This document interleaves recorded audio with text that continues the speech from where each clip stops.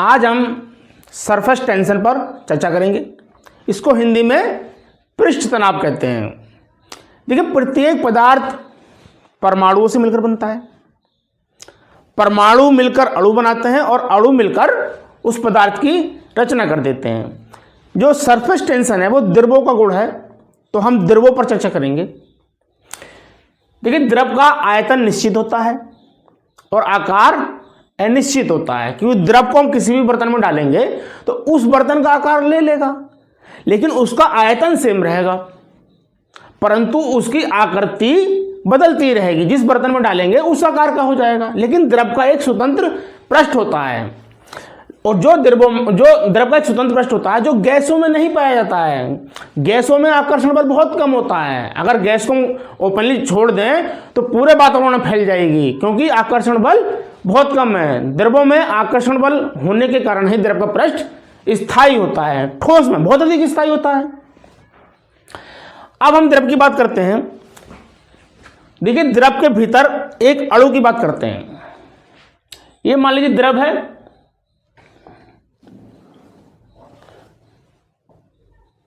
इसके भीतर एक अणु पर हम बात कर रहे हैं।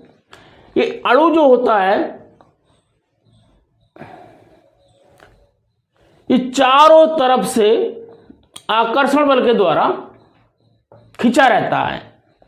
द्रव के भीतर की बात कर रहे हैं। भीतर का जो अणु है ये अपने चारों तरफ के अणु से घिरा रहता है, और अंतरा परमाणविक जो दूरियां होती हैं ये वो इस प्रकार की होती हैं कि प्रत्येक अणु खिंचा रहता है, आकर्षण बल के द्वारा खिंचा रहता है। अब हम बात करते हैं सरफेस की। ये अणु था भीतर का, लेकिन अगर हम सरफेस की बात करें, जो सरफेस पे यहां पर है, यहां पर मान लीजिए कोई एक अणु है सरफेस पे, तो यह जो अणु है यहां पर कोई द्रव नहीं है, यहां पर द्रव नहीं, केवल अंदर का द्रव है, तो ये यहां पर इन अणुओं के द्वारा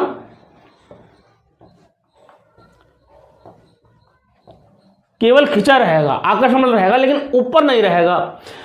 तो इसमें एक अतिरिक्त स्थितिज ऊर्जा उत्पन्न हो जाती है। क्यों? ये आधे अणुओं द्वारा खिंचा जा रहा है। जो भीतर का अणु था वो चारों तरफ के अणुओं से आकर्षण बल द्वारा घिरा हुआ था, लेकिन यह आधे अणुओं द्वारा घिरा हुआ है।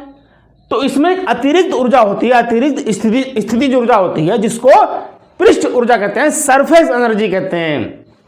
इस सरफेस एनर्जी के कारण ही ये जो द्रव होता है कम से कम क्षेत्रफल घेरने का प्रयास करता है। इसी को पृष्ठ तनाव कहते हैं, इसी को सरफेस टेंशन कहते हैं। अब इसकी हम परिभाषा की बात करते हैं। देखिए, परिभाषा क्या है इसकी। पृष्ठ तनाव द्रव का वह गुण है जिसके कारण उसका मुक्त पृष्ठ एक खिंची हुई प्रत्यास्थ झिल्ली की भांति व्यवहार करने लगता है और कम से कम क्षेत्रफल घेरने का प्रयास करता है। इसी को पृष्ठ तनाव कहते हैं। इसके गणितीय रूप की परिभाषा और जान लीजिए। देखिए, गणितीय रूप में क्या है। किसी द्रव के मुक्त पृष्ठ क्षेत्रफल पर खींची गई काल्पनिक रेखा की प्रति एकांक लंबाई पर लंबवत कार्य कर रहे बल को ही पृष्ठ तनाव कहते हैं। यदि पृष्ठ तनाव को हम T मान लें, पृष्ठ तनाव को T मान लें और कार्य कर रहा बल F है, और प्रति एकांक क्षेत्रफल की जो काल्पनिक रेखा हमने मानी है उसकी लंबाई अगर हम L मान लें, तो गणितीय रूप में इसका फॉर्मूला T बराबर F/L होगा। यह इसका गणितीय रूप है। अब हम इसके उदाहरणों पर चर्चा करेंगे जो अक्सर परीक्षा में पूछे जाते हैं। ये पहला उदाहरण है कि वर्षा की बूंदें गोल क्यों होती हैं, या ओस की बूंदें गोल क्यों होती हैं। देखिए, सर्दियों में आप कभी बाहर जाइए जहां घास है, तो घास के किनारों पे बहुत छोटी छोटी गोल गोल बूंदें होती हैं। वो गोल ही क्यों होती हैं, चपटी क्यों नहीं होती हैं। इसी प्रकार आप कांच की प्लेट पर पानी फैलाइए, थोड़ी छोटी छोटी बूंदों को फैलाइए, तो वो गोल हो जाती हैं, गोलाकार रूप ले लेती हैं। लेकिन अगर आप पानी बढ़ाते जाएंगे, बूंद को बढ़ाते जाएंगे, बड़ा आकार करेंगे, तो थोड़ी सी चपटी हो जाती है। इसका कारण है गुरुत्वाकर्षण। देखिए, प्रत्येक वस्तु पर गुरुत्वाकर्षण बल कार्य करता है। जब बूंद बड़ी करेंगे तो गुरुत्वाकर्षण बल के कारण वो नीचे की ओर खिंचेगी और चपटी हो जाएगी। लेकिन अगर गुरुत्वाकर्षण बल को हम शून्य मान लें, शून्यता की स्थिति मान लें, तो वर्षा की बूंद जो होती हैं, या जो कांच की प्लेट पर पानी फैलाया गया है, बिल्कुल गोल होगा। और यदि आप पानी को ऐसे फेंकें तो स्वतंत्र जो बूंदें होंगी वो बिल्कुल गोल होंगी। अगर हम जी को जीरो मान लें, जी मीन्स गुरुत्वाकर्षण को अगर हम जीरो मान लें तो वो बूंदें बिल्कुल गोल होंगी। इसी प्रकार आपने देखा होगा जब नल से अगर बूंद बूंद पानी टपक रहा है तो वो नल से जो पानी टपक रहा है वो बूंद गोलाकार रूप ले लेती है गिरने से पहले। तो आखिर क्या कारण है, बूंदें गोल क्यों होती हैं? देखिए इसका कारण है सरफेस टेंशन। सरफेस टेंशन के कारण जो द्रव का जो पृष्ठ है वो एक प्रत्यास्थ झिल्ली की भांति काम करता है और न्यूनतम क्षेत्रफल करने का प्रयास करता है। देखिए किसी दिए गए आयतन के लिए सर्वाधिक स्थायी पृष्ठ जो होता है, सर्वाधिक स्थायी पृष्ठ वह होगा जिसका क्षेत्रफल न्यूनतम होगा और इसका जो द्रव का जो गुण है वो न्यूनतम क्षेत्रफल करने का प्रयास करता है क्योंकि स्थायी रहना है उसको।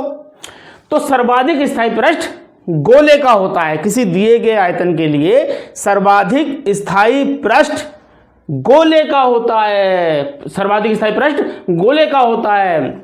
तो गोले और न्यूनतम क्षेत्रफल करने का प्रयास करता है। जब न्यूनतम क्षेत्रफल करने का प्रयास करता है और न्यूनतम क्षेत्रफल गोले का होता है, इसी कारण से वर्षा की बूंदें गोल हो जाती हैं, ओस की बूंदें गोल हो जाती हैं, या कांच को जब कांच के ऊपर पानी फैलाया जाता है तो बूंदें गोलाकार रूप ले लेती हैं, या नल से जो पानी टपकता है बूंद बूंद वो गोल होकर गिरता है।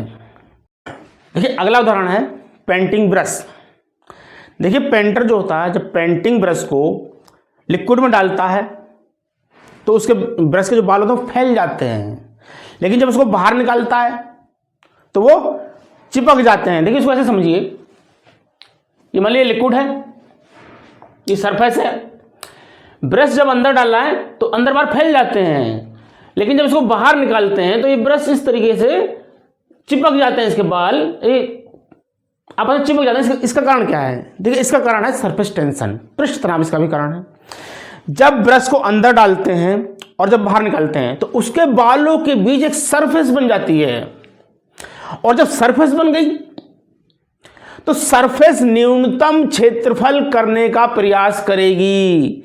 जब ब्रश को बाहर निकालते हैं तो उसको न्यूनतम क्षेत्रफल करना है और वो बाल आपस में चिपक जाते हैं। ऐसे आपने देखा जब महिलाएं नहाकर बाहर निकलती हैं उनके बाल भीगे होते हैं, तो जब भीगे होते हैं तो भीगे बालों में उनके बालों में सरफेस बन जाती है, और जब पानी की सरफेस बन गई तो वो न्यूनतम क्षेत्रफल करने का प्रयास करेगी और वो बाल आपस में चिपक जाते हैं, और जब बालों को सुखाया जाता है फिर वो अलग अलग हो जाते हैं।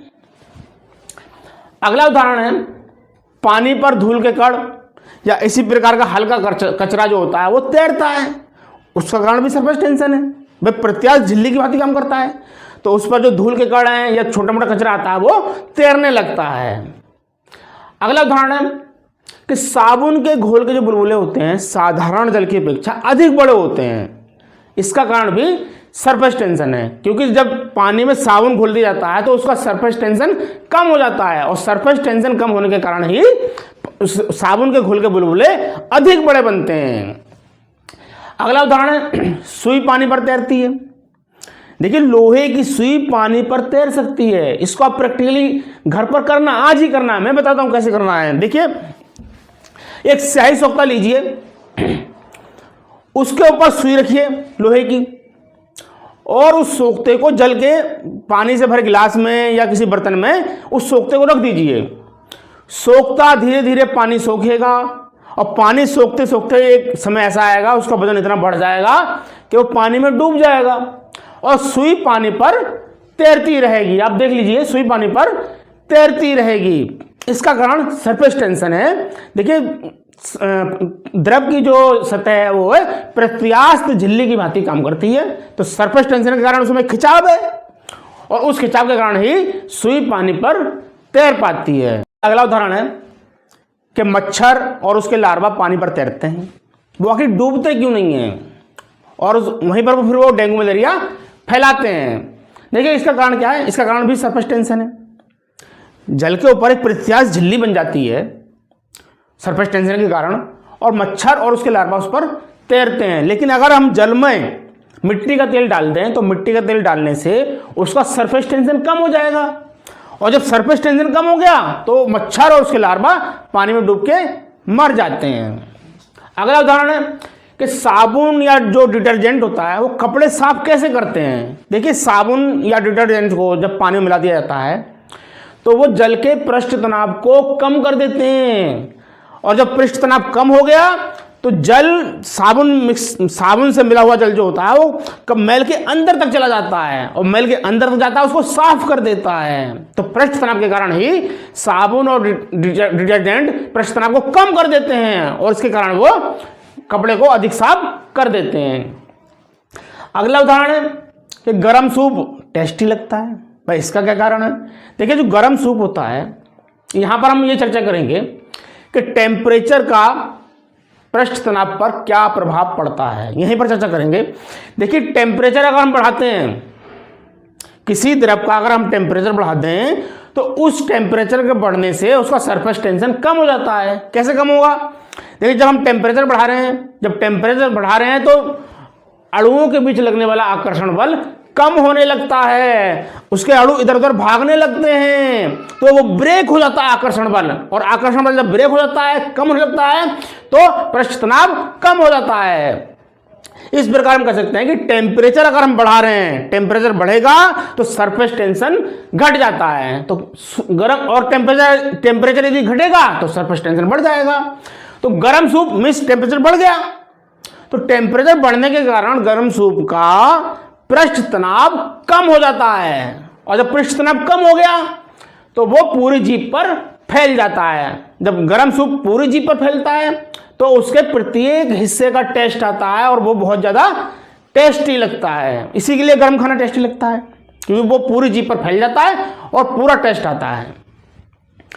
अगला इसमें उदाहरण है कि तेल जल के पृष्ठ पर फैल जाता है। देखिए, जब हम तेल को जल के पृष्ठ पर डालेंगे तो फैल जाता है। इसका कारण क्या है?